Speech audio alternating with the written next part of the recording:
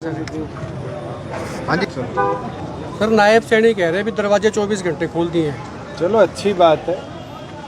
हमने तो 4.5 साल में वहाँ पर आदमी तो बहुत दूर की बात है, कोई पक्षी उड़ता भी नहीं देखा। आज ये तो समझ आई कि जनमत के अंदर जनता की सुनवाई बहुत ज़रूरी है, और अगर आज दरवाजे खुले तो जनता के काम भी करने के दरवाजे खोल कर काम ना करें तो जनता आगामी विधानसभा में इससे बुरा हशर भी दिखाने का काम करेगी। हमने तो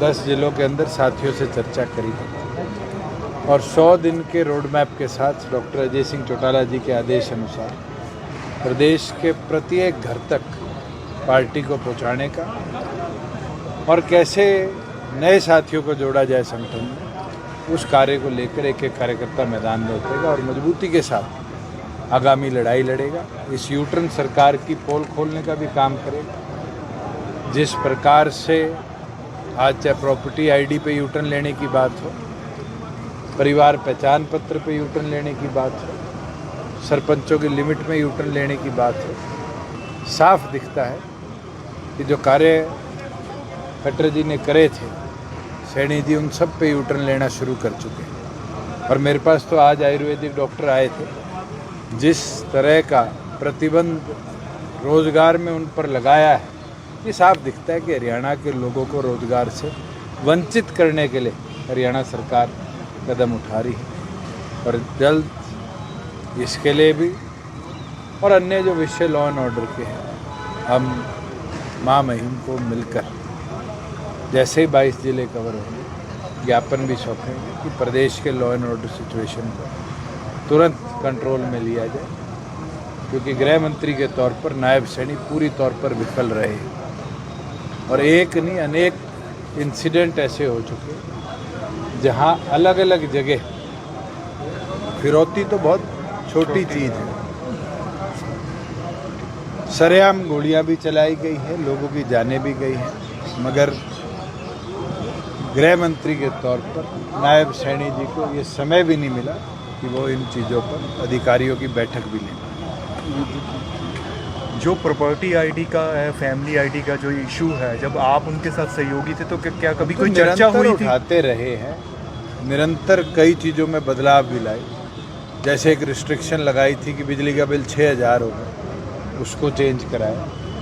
मगर जो रीवेरिफिकेशन की बात करी जाती है, आज सबसे बड़ा लैप्स तो रीवेरिफिकेशन है। और रीवेरिफिकेशन के अंदर पिछले 4 महीनों में जो एडीसी का दफ्तर है, क्रिड का दफ्तर है, वो एक तरह से अड्डा बन चुका करप्शन का। जो 2000, 4000, 10,000 रुपये दे देता है, उसकी तुरंत रीवेरिफिकेशन हो जाती है। और ये डाटा तो सैनी साहब क्रिड के रिकॉर्ड में निकाल के देख लें कि जिन लोगों ने 2-2 महीने, 3-3 महीने पहले एप्लीकेशन डाली थी, उनके डिस्पोजल आज तक नहीं हुए। और कई ऐसे केसेस हैं जिनमें 48 घंटे में भी पैसे लेकर डिस्पोजल करे गए हैं। परिवार पहचान पत्र तो एक करप्शन का बहुत बड़ा अड्डा बन चुका है, और जल्द तथ्यों के साथ इसकी भी हम पोल खोलेंगे। भूपेंद्र सिंह हुड्डा कह रहे हैं बीजेपी जा रही है, कांग्रेस आ रही है।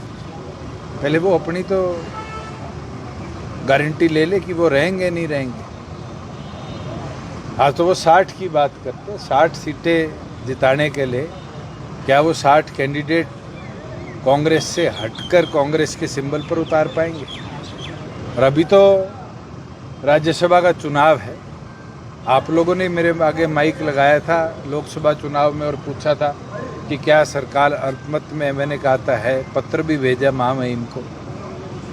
और उसके बाद जब पत्र चला गया और पत्र चले जाने के बाद कांग्रेस के विधायक भी भागकर गए, 2 गवर्नर को पत्र देकर आए।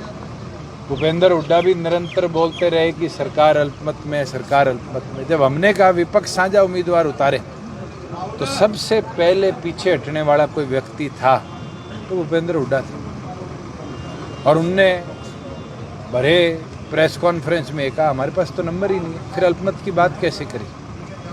अगर आंकड़े नहीं हैं, विपक्ष को एक करने का दम नहीं रखते, तो 60 लाने का दम कहाँ से रखते हैं? उन्होंने आपके पाले में गेंद डाल दी। उन्होंने कहा कि अगर मैं तो आज कहता हूँ एक साझा उम्मीदवार वो चुन ले, कोई शहीद के परिवार से चुन ले, कोई खिलाड़ी चुन ले, कोई ऐसा सामाजिक व्यक्ति चुन ले। और दे दूं सुझाव फ्री का, महावीर गुड्डू को ले लो।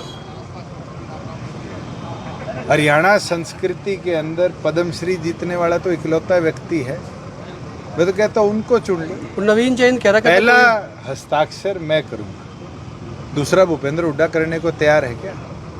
हमारे पास तो भानुमति का कुनबा था, 10 की बात करते हैं। मैं तो कह ही नहीं रहा, हमारे साथ 10 सिग्नेटरी है, सरकार गिरनी होगी, विप है।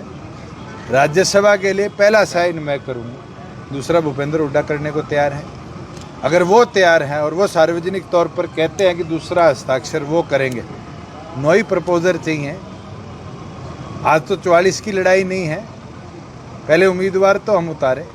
अगर वो तैयार है और अगर उनको नाम पे सहमति है किसी पे भी, किसी शहीद के परिवार पर, कोई ऐसा व्यक्ति जिसने खेल के मैदान में बहुत अच्छा काम किया, सोसाइटी में बहुत अच्छा काम किया है, कला के क्षेत्र में जैसे महावीर गुड्डू है जिसने हरियाणा की संस्कृति को इतना बढ़ाया है, किसी एक व्यक्ति के नाम पे अगर उनकी सहमति है तो नाम के पेपर पे साइन करके दे दे। 9 साथियों के वोट और साइन अगर भूपेंद्र हुड्डा कर देते, मैं जुटाऊंगा। अरे नॉमिनेशन भरकर मैदान में उतर कर लड़ाई लड़ेंगे तभी तो बीजेपी को झटका दे पाएंगे। मैदान छोड़ देंगे तो कौन झटका दे पाएगा? ये तो कमजोरी दिखती है नेता प्रतिपक्ष की कि कहीं ना कहीं ईडी सीबीआई से डर कर वो मैदान में उतरना ही नहीं चाहते।